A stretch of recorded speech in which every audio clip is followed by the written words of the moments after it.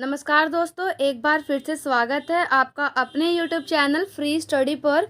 आज की वीडियो में हम बात करेंगे हिस्ट्री और जो आर्कियोलॉजी आपके पास सब्जेक्ट है जिसका एग्ज़ाम है आपका 16 तारीख को, यानी कि 16 मई को। उसका एक और इम्पॉर्टेंट क्वेश्चन, इससे पहले आपने 2 इम्पॉर्टेंट क्वेश्चन विद आंसर देख लिया है। अब यहाँ पर आपको एक क्वेश्चन और देखने के लिए मिलेगा। अगर आप हमारे चैनल पर नए हो तो चैनल को सब्सक्राइब और वीडियो को लाइक करना ना भूलें। इसके अलावा टेलीग्राम पे हमारा चैनल है फ्री स्टडी के नाम से। चैनल का लिंक जो है वो आपको वीडियो के डिस्क्रिप्शन में प्रोवाइड करवा दिया गया है। आप वहां से जाके हमारे टेलीग्राम पर ज्वाइन हो सकते हैं।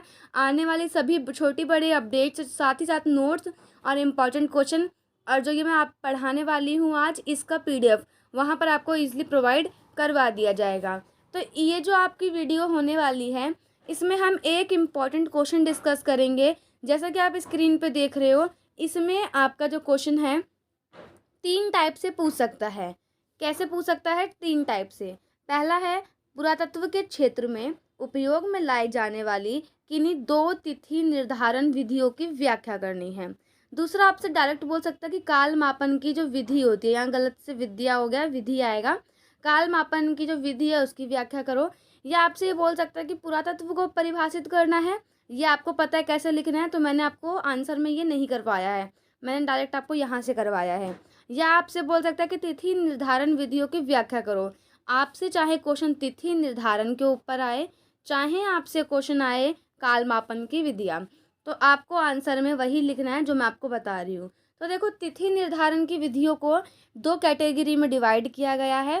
पहला होती है सापेक्ष और दूसरी होती है निरपेक्ष। सापेक्ष जो है वो हमारी जो परंपरा वो होती है ना, परंपरा या पारंपरिक जो होता है वही विधि होती है, ठीक है। लेकिन निरपेक्ष जो है वो वैज्ञानिक तकनीक के उन्नत हो जाने के बाद उपयोग में आई। यानी जब वैज्ञानिक की तकनीक, टेक्नोलॉजी जब आगे बढ़ी, साइंस की टेक्नोलॉजी, तब इस विधि का उपयोग किया गया। जब साइंस की टेक्नोलॉजी नहीं थी, ठीक है, साइंटिस्ट वगैरह नहीं थे, तो उससे पहले हम सापेक्ष विधि का यूज़ करते थे। तो यहाँ पर आप ठीक इसका अपोजिट लिखेंगे। दूसरा पॉइंट आपको लिखना है, सापेक्ष में 2 वस्तुओं की तुलना से पुराना व नया पता चलता है, परंतु निश्चित तिथि का पता नहीं लगता है। देखो, सापेक्ष में क्या होता है कि सापेक्ष में 2 वस्तुओं को लेते हैं, दोनों की आपस में A और B की तुलना करी, देखा कौन पुराना है कौन नया है, पता लग गया ये पुराना है यानी ये पहले काल का है, उसके बाद ये आया। परंतु एग्जैक्ट जो डेट होता है, जो टाइम होता है, वो पता नहीं लग पाता है। ठीक, इसका अपोजिट आप इसमें लिखोगे, इसमें आपको एग्जैक्ट डेट और टाइम का पता लगता है। उसके बाद इसकी जो प्रमुख विधियां हैं उसका नाम है स्तरीकरण, प्रारूपकी, फ्लोरीन विश्लेषण, पुरापुष्पराम विश्लेषण, भू आकृति विज्ञान। इसके अंदर सापेक्ष के अंदर जो भी हम विधियां यूज़ करते हैं वो ये विधियां हैं। निरपेक्ष के अंदर जो हम विधि यूज़ करते हैं वो मैं आपको दिखा देती हूँ। यहाँ पे देख सकते हैं आप, ये देखिए, निरपेक्ष के अंदर ऐसी कुछ विधि का यूज़ करते हैं जो है आपको, जैसे यहाँ पे दिख रहा है, खनिज, रेडियो एक्टिव खनिज, कार्बन 14, पोटेशियम आर्गन विधि। तो हो सकता है स्पेलिंग मिस्टेक हो, वो कोई मैटर नहीं करता, आप अपने अकॉर्डिंग हिंदी में लिख लेना। पोटेशियम आर्गन विधि होती है, कार्बन 14 होता है और रेडियो एक्टिव। लेकिन ये मैंने आपको नहीं करवाया है बिकॉज ऑफ, क्योंकि इसमें क्या है ना, पूरा साइंस के ऊपर ही है कि आर्गन का अनुपात निकालना है, फिर उसको नियोन से माइनस करना है, फिर उसको गुणा करना है कार्बन से, पता नहीं, मतलब बहुत ज़्यादा थोड़ा कॉम्प्लिकेटेड था। क्योंकि इसमें जो है न्यूट्रॉन प्रोटॉन की सहायता ली गई है। अब न्यूट्रॉन प्रोटॉन के बारे में हमें पूरा पता होना चाहिए कि न्यूट्रॉन की संख्या क्या होती है, प्रोटॉन की संख्या क्या होती है, तभी हम इस चीज़ को कर पाएंगे। तो बाय द वे वो सब छोड़ो, हम अपना यहाँ पर जो है ना 2 विधि पूछता है आपसे। आप क्या करना, सापेक्ष विधि की ही, जो सापेक्ष हम पढ़ने वाले हैं, सापेक्ष की ही 2 विधि बता देना। तो यहाँ पर हम सापेक्ष की पहली विधि देखते हैं। पहली विधि होती है स्तरीकरण। स्तरीकरण क्या होता है, जैसे कि यहाँ पर कुछ है, फिर इसके ऊपर, फिर इसके ऊपर, फिर, तो ये होता है स्तर। स्तर समझते हो ना आप, लेवल, ठीक है। तो इसमें सिंपल सा ये होता है कि ये सब बहुत ज़्यादा इजी जो है, इजी विधि है। सबसे नीचा सबसे पुराना, यानी ये धरती है, सपोज करो यहाँ से धरती है, कोई चीज़ अगर यहाँ मिली है, एक चीज़, ए चीज़ यहाँ मिली है, बी यहाँ मिली है और सी यहाँ मिली है। ए ऊपर मिली यानी कि वो नया है थोड़ा, फिर बी, फिर वो पुराना हो गया, सी जहाँ मिला है वो सबसे पुराना। ऐसा क्यों? क्योंकि जो सबसे नीचे है वो सबसे पुराना है। आए दिन आप देखते होंगे हमारे गलियों में जो सड़क बनती हैं, पहले आपको पता है इतनी ऊंची सड़क बनती है, सड़क बन गई, टूट गई, ठीक है, रोड टूट गया, फिर दोबारा उस पे जो मान लो कि दोबारा इतनी बनती है, फिर ये स्तरीकरण हो गया, ये नीचे हो गई ना, फिर यहाँ पे जो चीज़ें हैं वो दब गई, चाहे वो बच्चों के खिलौने हों, क्योंकि भाई दब जाती है नीचे चीज़ें। उसके बाद फिर यहाँ पर फिर सड़कें टूटी, 5 साल बाद फिर बनी। तो ऐसे आप देखते हो कि जो लोगों के घर हैं वो भी नीचे होते जाते हैं। तो यही होता है स्तरीकरण, यानी कि जो सबसे नीचा वही सबसे पुराना। दूसरा है प्रारूप विधि। प्रारूप विधि में देख लेते हैं। इस विधि में वस्तु की आकार, संरचना तथा उसने निर्माण में प्रयुक्त विशिष्ट शैली का अध्ययन किया जाता है। यानी अगर हमें कोई वस्तु मिलती है, कोई 2 वस्तु मिली, तो उसमें हम उसका आकार देखेंगे, स्ट्रक्चर देखेंगे और वो किस चीज़ से बनी है वो चीज़ देखेंगे। इस विधि का प्रयोग बहुत सीमित है तथा सीमित अवशिष्ट पर ही इसका प्रयोग किया जाता है, जैसे कि औजार पर, मिट्टी के बर्तन पर, मूर्तियाँ पर। कुछ ही चीज़ों पर इस विधि का यूज़ किया जाता है। ये विधि जो है वो सीमित चीज़ों के लिए ही यूज़ की जाती है। एग्जाम्पल देख लेते हैं। एग्जाम्पल के लिए एक ही स्थान पर 2 तरह के पत्थर से बने औजार प्राप्त हुए, तो दोनों की आपस में तुलना की जाएगी, दोनों की समानता असमानता निकाली जाएगी और उसके अकॉर्डिंग बताया जाएगा कि कौन सा पुराना है, कौन सा नया है। ठीक है। तीसरा है आपका पराग परीक्षण विधि। पराग परीक्षण विधि जो है ना, बेसिकली वनस्पतियों से संबंधित है। वनस्पति या पेड़ पौधे, उनसे संबंधित ये विधि है। इसकी खोज की थी वॉन फेस्ट ने। ये एक प्रकार के आर्कियोलॉजिस्ट थे जिनका नाम था वॉन फेस्ट। पराग कण क्या होता है? पराग विधि नाम सुन लिया, पराग कण क्या होता है? पराग कण बहुत छोटे, हल्के, टिकाऊ तथा वनस्पति विशिष्ट होते हैं। यानी वनस्पति के जो विशिष्ट, यानी जो निकला जो चीज़ें होती है ना, जो आपको पता होगा विशिष्ट का तो मतलब मैंने बता रखा है ऑलरेडी आपको, अभी मेरे माइंड से स्किप हो रहा है। वैसे विशिष्ट का मतलब होता है जो चीज़ें हमें बाद में मिलती है, ठीक है। तो जो भी वनस्पति का जो विशिष्ट होता है उसी को हम परागकण कहते हैं। वो बहुत छोटे होते हैं, हल्के होते हैं, टिकाऊ होते हैं। अब वैज्ञानिक इसके 2 निष्कर्ष निकालते हैं। वनस्पति जब हमें नीचे ज़मीन के नीचे मिली, यानी जो वैज्ञानिकों को मिली, तो वैज्ञानिकों ने उसके 2 तर्क निकाले, 2 निष्कर्ष निकाले।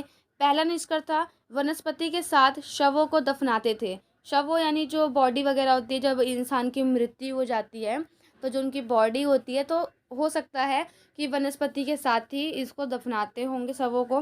दूसरा हो सकता है मानव को चिकित्सा में उपयोगी पौधे। दूसरा ये हो सकता है अगर ये वहाँ पर ये पौधे हैं तो हो सकता है कि इसको मानव वगैरह इसको यूज़ कर रहे हो किस चीज़ में, दांत के दर्द में, सूजन में, पेशियों के दर्द में, मोच एक्सेट्रा। इससे हमें क्या पता लग रहा है? क्योंकि जो हमें वनस्पति मिली वो आज के टाइम पर भी है, आज के टाइम पर वो वनस्पति 2 जगह पे यूज़ हो रही है, तो हो सकता है कि पुराने टाइम पर भी वो चीज़ें 2 जगह यूज़ हो रही हो। इससे पता लगता है कि वहाँ पे मनुष्य थे, मनुष्य के भी दांत में दर्द हुआ करता था जैसे आज के इंसानों में होता है। तो सेम चीज़ है, यानी कि अगर उनको ये चीज़ मिली है, पौधे वगैरह मिले, उन्होंने देखा कि आज के टाइम पर ये पौधे हैं कि नहीं हैं, अब फिर उनको मिला कि हाँ आज के टाइम पर भी ये पौधे हैं, फिर उन्होंने ये देखा कि ये पौधे आज के टाइम पर कहाँ कहाँ यूज़ होते हैं, फिर इससे यही निष्कर्ष निकला कि हो सकता है पुराने टाइम में भी लोग जो है इसको 2 तरीक़ों से यूज़ करते हों। उसके बाद हम इसकी सीमाएं देख लेते हैं। बर्फ़ के कारण जो बर्फीले क्षेत्र होते हैं, बर्फीले क्षेत्रों में वनस्पतियां नहीं पाई जाती। कुछ क्षेत्रों में आग लग जाने के कारण परागकण जो होते हैं वो नष्ट हो जाते हैं। अब वहाँ पर बर्फीले इलाके में परागकण जो है वो वहाँ पे मतलब नहीं है, तो इसका मतलब ये तो नहीं कि वहाँ पर कोई मतलब इंसान ना रहा हो सकता है वहाँ पर इंसान हो लेकिन उसका रहने का जो है ढंग अलग हो, क्योंकि रेगिस्तान में भी लोग रहते हैं, वहाँ पानी नहीं है तो क्या हुआ, लेकिन लोग तो रहते हैं ना। तो इससे क्या पता लगता है? इससे ये पता लगता है कि जो लोग बर्फीले क्षेत्रों में रहते हैं, है ना, तो उनका जीवन अलग होता होगा थोड़ा सा इनसे, क्योंकि उनके पास वहाँ पे पेड़ पौधे नहीं उगते होंगे, हो सकता है जो दांत के दर्द के पौधे वो ये वाला पौधा यूज़ कर रहे हैं यहाँ के लोग, वहीं पे यहाँ पे जो बर्फ़ डली है बर्फीले क्षेत्रों में वो कुछ और यूज़ कर रहे होंगे दांत के लिए। तो इससे हमें ये पता लगता है और इसकी ये सीमा है। सीमा का मतलब ये है कि ऐसा नहीं है कि वहाँ पर कोई भी मतलब समाज नहीं था, हो सकता है वहाँ पर समाज था और ये भी हो सकता है कि वहाँ पर समाज की जो भी क्रियाकलाप है वो अलग अलग रहे होंगे। दूसरा है फौना फ्लोरा विधि। ये आपने छठी में पढ़ा होगा, विधि नहीं पढ़ी होगी, फौना फ्लोरा नाम पढ़ा होगा। वनस्पतियों व प्राणियों के विकास से संबंधित होता है। यानी कि जो आपने पढ़ा ऊपर वो वनस्पतियों से संबंधित है। किससे? वनस्पतियों से। लेकिन ये जो आप पढ़ रहे हो ये वनस्पतियों और प्राणियों दोनों से संबंधित है, लेकिन दोनों के विकास से संबंधित है। किससे? दोनों के विकास से संबंधित है। कुछ वनस्पति की प्रजाति वातावरण के कारण विलुप्त हो गई हैं। एग्जाम्पल के लिए हम ले तो डायनासोर। डायनासोर आज के टाइम पर जो क्या है, विलुप्त हो गया है। सेकंड हम कोई पौधा लेते हैं कि जो एक पौधा ऐसा है कि जो आज भी है, दूसरा पौधा ऐसा है जो विलुप्त हो गया है ना। यानी कि ये आपको बस यहाँ पर ये बताया गया है कि ये विकास से संबंधित है, कि मतलब जो चीज़ पहले थी क्या वो अब भी है। हो सकता है इन केस धरती के अंदर कोई गुलाब का फूल का पौधा मिल जाए, सड़ा हुआ है कैसा भी, या कुछ पत्ती वत्ती मिल जाए, हमने पता लगा लिया कि भाई ये गुलाब के पौधे की पत्तियां हैं, तो भाई गुलाब का पौधा तो आज भी है। अब वहीं पर कोई ऐसा पौधा मिल जाए जो आज के टाइम पर नहीं है, तो इससे हमें क्या पता लगा कि उसका विकास जो है वो वहीं तक था, उसी जलवायु तक था, उसी वातावरण तक था। जलवायु चेंज हुई, हो सकता है मतलब वो जो विलुप्त हुई है तो हो सकता है कि उसका विकास वहीं तक हो, वो वहीं पर मर गया हो, या उसको उस टाइप का जलवायु ना मिली हो। जैसे कि हम एक डॉग की एज लेते हैं, तो डॉग की एज बेसिकली 12 ईयर्स की होती है। कितने ईयर्स की होती है? 12 ईयर्स की उसकी लाइफ टाइम होती है डॉग की। अब 12 ईयर बात तो वो नहीं हो सकता ना जी, मतलब एक दिन देखो इंसान आता है, एक ना तो एक दिन वो मरता है। तो सेम चीज़ है, जैसे इंसान आया, वो मरा, फिर वो दोबारा भी जिंदा हुआ किसी दूसरे रूप में, तो ये एक चक्र चलता रहता है। अब इसी में अगर हम डायनासोर की बात करें तो ये आए, जिए भी, मर भी गए, और अब इनकी जो है जाति विलुप्त भी हो रही है। क्यों? क्योंकि आज के टाइम पे वातावरण उस टाइप का नहीं है ना। तो मतलब उसका विकास जो है, इनका विकास वहीं तक रुक गया है। जैसे अभी के टाइम पर आपको पता है कि हमें चिड़िया वगैरह भी, अगर आप अपने आसपास के वातावरण में देखोगे, चिड़िया कबूतर नहीं दिखाई देते हैं। बेसिकली वहाँ दिखाई देंगे जहाँ का वातावरण अच्छा हो। जैसे कि आप बाग चले जाओ, बाग वगैरह में, या जहाँ पे हरियाली ज़्यादा हो वहाँ चले जाओ। हमारे घर के आसपास आपको नहीं दिखाई देगा, है ना। अब गांव वगैरह में चले जाओ तो आपको चिड़िया वगैरह सब दिखाई देंगी वहाँ पर, जो यहाँ पर दिल्ली वगैरह में जो चीज़ें नहीं हैं। बट वो क्या है, आज के टाइम पर वहाँ पे भी, वहाँ से भी विलुप्त होती जा रही हैं चीज़ें। उसके बाद नेक्स्ट है जीवाश्म विधि। वे स्थान जहाँ पर विशेष विलुप्त जीवों के जीवाश्म प्राप्त होते हैं वे पुराने हैं। जीवाश्म नहीं पाए जाते तो वे क्षेत्र जो है वो मतलब नए हैं। यहाँ पर जीवाश्म विधि एक ऐसी विधि है जहाँ पर क्षेत्रों का पता लगाया जाता है कि कौन सा क्षेत्र नया है और कौन सा क्षेत्र पुराना है।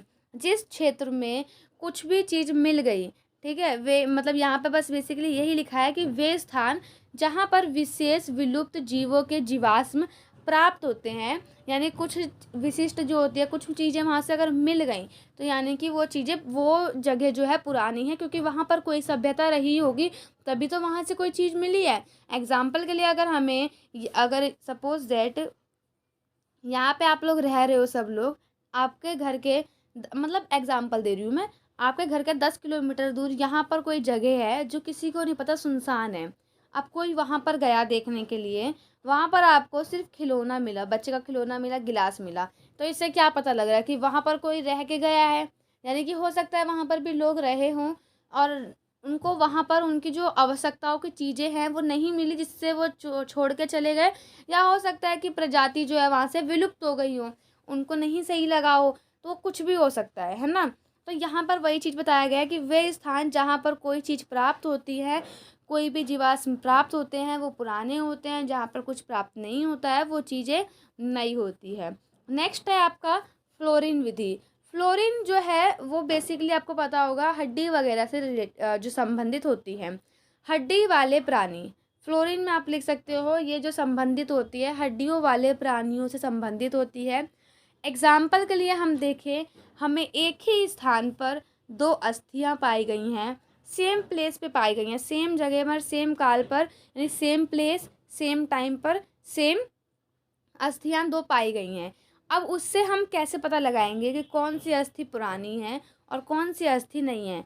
तो देखो, फ्लोरीन की मात्रा जिसमें कम होगी वो नई होगी, जिसमें फ्लोरीन की मात्रा ज़्यादा होगी वो पुरानी होगी। अगर दो जो है वो बॉडी पाई गई हैं, फिर उसको जाकर टेस्ट होगा उनका, और वे देखा जाएगा कि भाई किसमें फ्लोरीन की मात्रा ज़्यादा है। जिसमें ज़्यादा हुई वो पुरानी हुई, जिसमें कम हुई वो नई हुई। इसका अर्थ है कि सेम टाइम की अस्थियां नहीं है, हो सकता है कि वो अलग अलग टाइम की अस्थियां हो, यानी कि वो एक इंसान जो है वो पहले मरा हो और दूसरी अस्थि जिस इंसान की है वो बाद में मरा हो। तो इससे टाइम का डिफरेंस पता लगता है, बट एग्जैक्ट डेट या टाइम क्या होता है उसका पता नहीं लगता है। ठीक है। उसके बाद निरपेक्ष विधि आपने देख ली।